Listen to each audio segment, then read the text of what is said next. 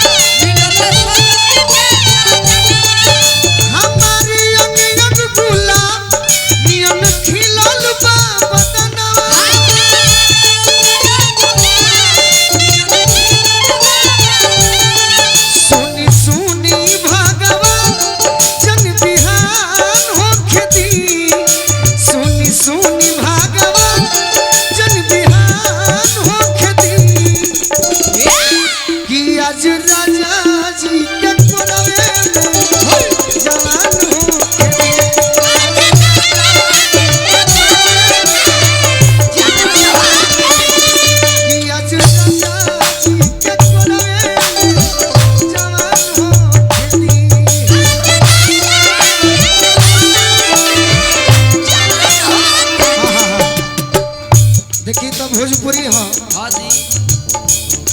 मजदूर किसान के चहेता हाँ हर प्रदेश में लड़े वाला वाह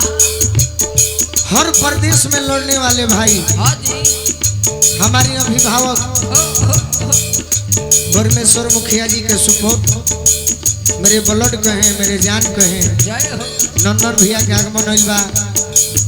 आज तार देखो तनी कि कितना तू स्वागत करेला सही बात ये तो भोजपुरी हनु ऋषि भैया हाँ जी यह बतिया के हिंदी में मेहरारू का कही का कही जानता निकावे के पहले हम का करत रही का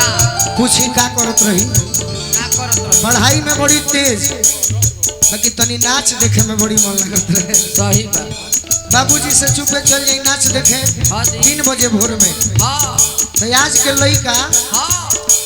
आरा जिला होके छपरा सिवान में हाँ जी गाना ना सुने ले सो ना रेवटी के पीछे जाई है सो हाँ जी एड़ी उठा के देखे हैं सके अरे अरे बड़ी एगो झका सही है सही हम का देखे का चौकी के सामने हाँ उन्हीं के गाना सुने के हाँ कितना सुंदर पत्नी कहे कितना सुंदर हिंदी में कैसे कहे कैसे कि मेरी तड़पे जवानी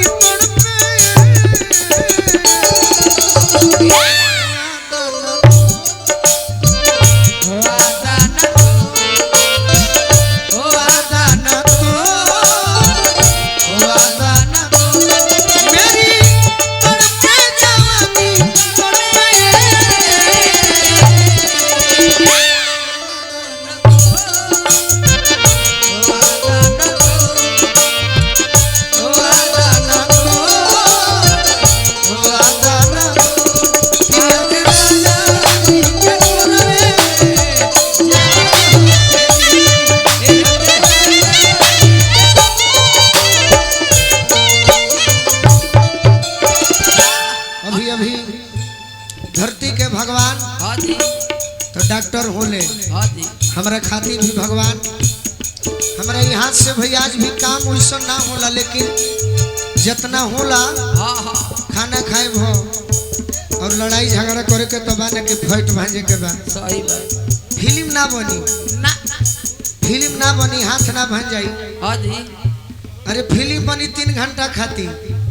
तो पर्दा के हीरो कहल जैती, सही बात लेकिन हमारा पर्दा के हीरो बने के इच्छा ना होला। ना हमारा इच्छा होला श्रोता के दिल के हीरो बन जाई, हाँ तो हीरो बन जाई। वाह मिथुन भाई के आशीर्वाद, राजीव भैया के तरफ से सब कलाकार के आशीर्वाद, जय हो और उरो देख के खत्म करी कि गाना आगे बढ़े। सही बात नाम बताई। अच्छा नीरज कुमार भैया कमांडो साहब राउर के ने गइले लड़की को हतिया का हो राजा जी के उठावा में राजा जी के उठावा में उठ जब सोती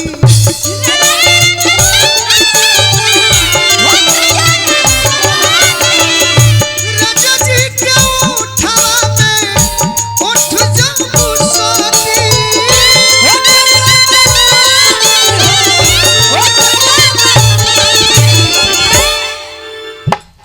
भूख भूख बारी हमरा अरे दिलवा के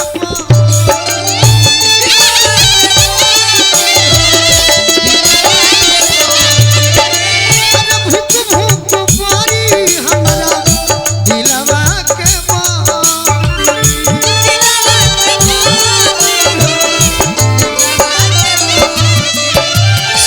कहते प्रभु जी हे प्रभु जी पहला बार मिलल बानी, हाँ जी बिहान हो कहीं मत दी ना रात भर लभ के दरियावे में रात भर लभ के दरियावे में नेहान हो खेती